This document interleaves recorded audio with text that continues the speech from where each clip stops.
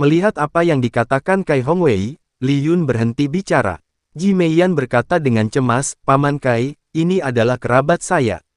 Ini adalah saudara laki-laki saya yang keenam dan putra dari paman ketiga saya. Bisakah Anda membantu? Putra paman ketigamu?" Kai Hongwei sedikit terkejut. Dia menatap Ji Yun dengan hati-hati, tapi dia masih menggelengkan kepalanya dan berkata, "Keponakan, bukan karena pamanmu Kai tidak masuk akal, tapi hanya saja jalannya sangat buruk, berbahaya, dan saya bukan satu-satunya yang mengatakan hal itu.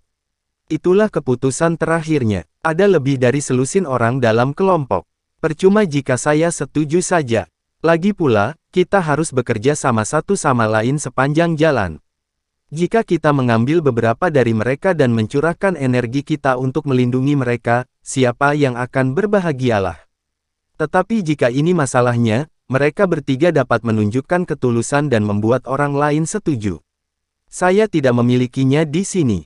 Dipertanyakan, Kai Hongwei agak malu. Jelas dari kata-kata Kai Kuwei bahwa dia hanya menginginkan keuntungan. Namun, dia mengatakan bahwa ada orang lain yang menginginkannya, yang menunjukkan bahwa orang ini sangat rakus. Ketika Ji Meiyan mendengar ini, dia langsung mengerti maksudnya, dan langsung berkata, "Paman Kai, saya bersedia memberi Anda 5 juta koin spiritual, menurut Anda tidak apa-apa?" Tanpa diduga, Kai Hongwei menggelengkan kepalanya dan berkata, "Keponakan tertua saya, tidak peduli berapa banyak koin roh yang saya miliki, saya khawatir itu tidak akan berfungsi. Siapapun yang dapat menemukanku dan pergi ke wilayah selatan bersamaku akan kekurangan koin spiritual." Ji Meiyan hanya bisa mengerutkan kening karena dia tidak bisa mendapatkan apapun kecuali koin roh. Seperti sumber daya lainnya, dia tidak bisa memutuskan apa yang akan terjadi. "Senior Kai, jika Anda pergi ke wilayah selatan, jika Anda tidak membangun susunan teleportasi, apakah ada cara untuk melewatinya?" Chen Ping bertanya pada Kai Hongwei. "Apapun alat transportasi yang kami butuhkan, kami sebagai praktisi dapat melakukan perjalanan ribuan mil sehari." Kai Hongwei berkata dengan tenang. "Senior Kai benar, tetapi kamu harus tahu bahwa berlari kencang menghabiskan banyak kekuatan spiritual. Ya, Anda harus istirahat di tengah-tengah untuk memulihkan energi Anda, yang juga membutuhkan waktu. Kami memiliki pesawat yang bisa terbang sampai ke Nanchang. Tidak hanya menghemat tenaga dan waktu, tapi Anda juga bisa berlatih dengan baik di pesawat tersebut," kata Chen Ping. Kai Hongwei tertegun sejenak, lalu berkata dengan tidak percaya, "Kamu punya pesawat?" "Tentu saja, kami datang ke sini dengan pesawat," Chen Ping mengangguk. "Anda baru saja membicarakannya, biarkan saya melihat pesawat Anda," kata Kai Yanwei. Chen Ping melirik Ji Yun, yang mengangguk, berjalan keluar aula, dan melepaskan pesawatnya. Kai Hongwei memandangi pesawat di depannya, dengan kegembiraan yang mendalam di matanya. Setelah menontonnya, sikap Kai Hongwei jelas berubah. "Keponakan tertua, karena ini semua adalah kerabatmu, ditambah hubunganku dengan ayahmu, tentu saja aku harus membantu. Sedangkan yang lainnya, kamu tidak perlu mengkhawatirkan mereka. Aku akan meyakinkan mereka." Kai Hongwei dengan senang hati menyetujuinya. Punya dia. Chen Ping tidak bisa menahan senyum ketika dia melihat Kai Hongwei seperti ini, tetapi di dunia surga dan manusia, orang-orang seperti Kai Hongwei. Anda tidak membutuhkan terlalu banyak orang, mereka semua menghargai kekuatan dan kepentingan mereka sendiri. "Paman Kai, terima kasih banyak." Setelah Ji Meiyan mengucapkan terima kasih, dia berdiri dan bersiap untuk pergi.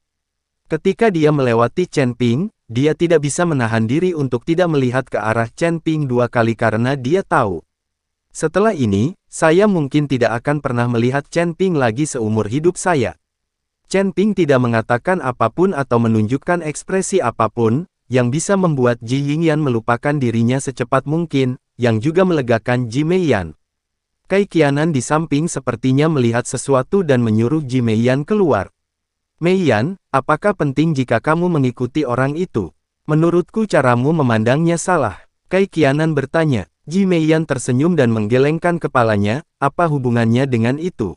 "Tidak masalah. Turunkan aku, kamu pikir aku bodoh? Menurutku kalian berdua tidak hanya berhubungan, tapi pasti bersama. Bangun dan tidur." Petik 2. Kai Qianan berkata dengan percaya diri. Li Meiyan tertegun dan menatap Kai Qianan dengan bingung, "Bagaimana kamu tahu?" Kalau begitu kamu tidak perlu bertanya. Kamu berjalan dengan pincang sekarang. Apakah kamu mendapatkan? Kai Qianan mencondongkan tubuh ke telinga Ji Meiyan dan berbisik di telinganya tadi malam. Ji Meiyan tersipu, menatap tajam ke arah Kai Qingnan dan berkata, berhenti bicara omong kosong. Katakan padaku apakah yang kubicarakan itu benar. Kai Qianan bertanya, itu benar, tapi, aku bisa saya tidak menjelaskannya kepada Anda. Hanya jika Anda mengalaminya sendiri, Anda dapat mengetahui apa itu. Rasanya luar biasa. Kamu harus segera menemukan pria untuk mengalaminya. Ji Meiyan tersenyum. Saya tidak mencarinya, kata Kai Qinghe dengan wajah bangga. Setelah mengirim Ji Meiyan pergi, Kai Qingnan kembali ke aula. Xiaonan, pergi dan temukan yang lain. Kita harus bersiap untuk pergi. Kai Qianan mengangguk dan pergi memanggil yang lain. Kai Hongwei berada di aula dan mengobrol sebentar dengan Chen Ping dan yang lainnya, yang dianggap sebagai permulaan. Dipahami, Kai Shuwei berkata pada Kai Qianan.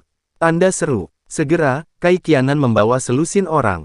Aura pada masing-masing orang ini melonjak, dan jelas bahwa mereka tidak lemah. Paman Kai, pada saat ini, seorang pemuda, yang terlihat lembut dan anggun, berjalan ke arah Kai Hongwei dan memberi hormat. Ternyata itu Xiao Zhen, cepat cari tempat duduk sendiri. Kai Hongwei berkata dengan sangat sopan kepada pemuda itu. Yang lain juga mengikuti Kai Hongwei menyapa, dan kemudian menemukan tempat duduk untuk duduk. Segera, aula yang awalnya kosong dipenuhi orang. Setelah Kai Hongwei melihatnya sekilas, dia sedikit mengernyit dan berkata, Xiaonan, kenapa kamu tidak melihat Tuan Miao datang? Tanda tanya, ayah, Tuan Miao tidak ada di sini, tapi saya sudah memberitahu Anda bahwa dia mungkin akan segera datang. Kata Kai Qianan. Setelah mendengar ini, Kai Hongwei mengangguk, lalu menunggu dengan tenang. Paman Kai, aku mengerti mengapa tim kita tiba-tiba memiliki 3 orang lagi, dan bukankah itu terlihat sangat kuat. Pemuda itu baru saja memperhatikan Chen Ping dan mereka bertiga, jadi dia bertanya pada Li Hongwei dengan suara rendah. Oh, ketiganya diperkenalkan oleh keluarga Ji. Meski tidak kuat, mereka punya kapal udara, yang bisa mempersingkat waktu perjalanan kita dan menghindari masalah yang tidak perlu. Kai Hongwei menjelaskan, ketika pemuda itu mendengar ini, dia tampak sedikit terkejut dan terus menatap Chen Ping dan yang lainnya. Melihat hal ini, Kai Hongwei memanggil Chen Ping dan mereka bertiga, lalu memperkenalkan, keponakan tertua, ini adalah Xikong Zhen, putra dari keluarga Xikong. Meskipun usianya masih muda, kekuatannya telah mencapai tingkat keempat dari keluarga Xikong. Alam kesengsaraan dan ini adalah kedua kalinya saya pergi ke wilayah selatan bersama saya, dan pengalamannya sangat kaya. Setelah selesai berbicara, Kai Hongwei melihat ke arah Xikong Zhen dan berkata, ini Ji dari keluarga Ji. Paman Kai, aku tidak ingat ada orang nomor 1 di keluarga Ji. Xikong Zhen memandang Ji Yun dan merasa sangat aneh. Kai Hongwei buru-buru menjelaskan kepada Ruo Xikong Zhen, dan kemudian Xikong Zhen mengetahui bahwa Li Yun adalah anak dari anak ketiga dari keluarga Ji yang kabur dari rumah. Setelah berbasa-basi, aula menjadi sunyi, semua orang menunggu pria bernama Tuan Miao. Paman Kai, apakah ini Tuan Miao sangat penting? Ji Yun melihat begitu banyak orang yang menunggu Tuan Miao tanpa mengucapkan sepatah kata pun, jadi dia bertanya dengan rasa ingin tahu. Sebagai anggota keluarga Ji, kamu bahkan tidak tahu bahwa Tuan Miao adalah orang paling berkuasa di kota Huanglan. Rakyat, kali ini Tuan Miao juga pergi ke wilayah selatan, tapi itu semua karena kita. Jika bukan karena keributan baru-baru ini di Gunung Tianmo di Nancheng, saya rasa Tuan Miao tidak akan pergi.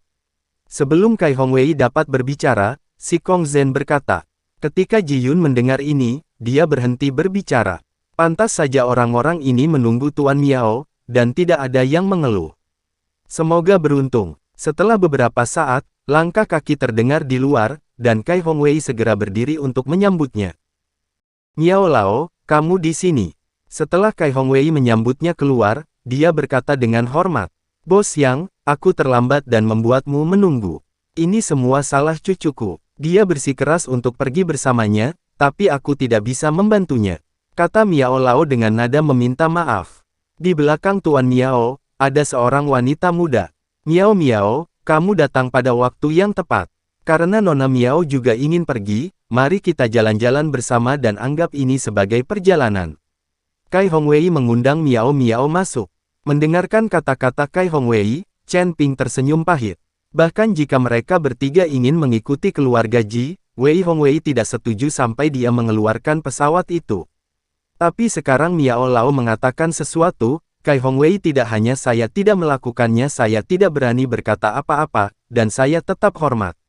Ayo wisata. Ketika Tuan Miao masuk ke aula, semua orang berdiri dan menyapa.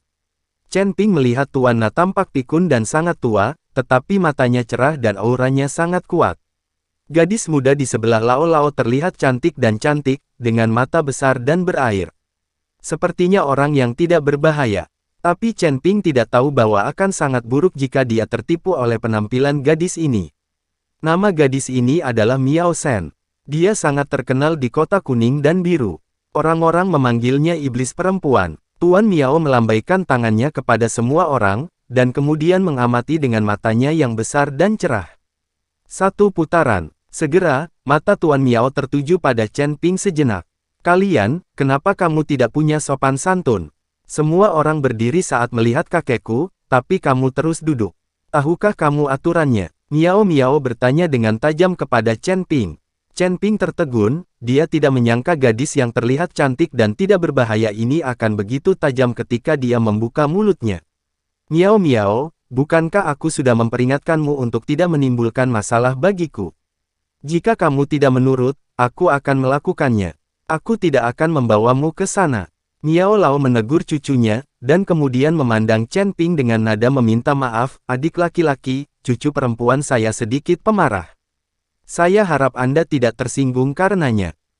Tidak mungkin. Chen Ping tidak menyangka bahwa Tuan Miao ini sangat kuat, tetapi dia juga sangat baik. Miao Lao, ketiganya adalah anggota keluarga Ji dan ingin mengikuti. Kami pergi ke wilayah selatan bersama-sama. Kai Hongwei buru-buru mengikuti Tuan Miao dan menjelaskan. Keluarga Ji. Tuan Miao tertegun, mengapa kamu terlihat begitu asing bagiku? Kai Hongwei buru-buru menjelaskan kepada Tuan Miao, dan Tuan Miao akhirnya mengerti. Dia hanya bisa mengangguk dan berkata, ternyata dia adalah keturunan dari anak ketiga dari keluarga Ji. Ketika anak ketiga dari keluarga Ji kawin lari, seluruh kota Huanglan gempar. Saya tidak menyangka anak-anak menjadi seperti ini. Besar, anak muda harusnya punya lebih banyak pengalaman. Kalau tidak melalui kesulitan, mereka tidak akan pernah tumbuh dewasa. Sama seperti cucuku, dia mendapat masalah sepanjang hari, tapi kekuatannya tidak meningkat sama sekali. Kakek, aku sudah dipromosikan ke alam kesengsaraan sekarang, jadi aku belum membuat kemajuan apapun. Miao Miao membuka mulutnya. Dia berkata dengan tidak senang. Ada kemajuan, ada kemajuan. Kakek membuat kesalahan. Tuan Miao buru-buru membujuk cucunya. Ketika semua orang melihat Tuan Miao seperti ini, mereka semua tertawa terbahak-bahak. Bos Kai, jika semua orang ada di sini, ayo berangkat. Pasti akan ada beberapa kendala di sepanjang jalan yang akan menunda waktu. Tuan Miao mengikuti Kai Hongwei dan berkata, Miao Lao, kita punya pesawat untuk melakukan perjalanan ini, jadi kita harus bisa melakukannya. Menghemat banyak waktu, Kai Hongwei meninggal. Pesawat, dari mana datangnya pesawat itu? Tuan Miao tercengang. Semua orang juga terkejut, bertanya-tanya dari mana Kai Hongwei mendapatkan pesawat itu. Miao Lao, pesawat itu milikku. Keluarga kami menjalankan sekte di Beicheng yang berspesialisasi dalam bisnis pesawat. Dari petik 2, Ji Yun berdiri dan menjelaskan.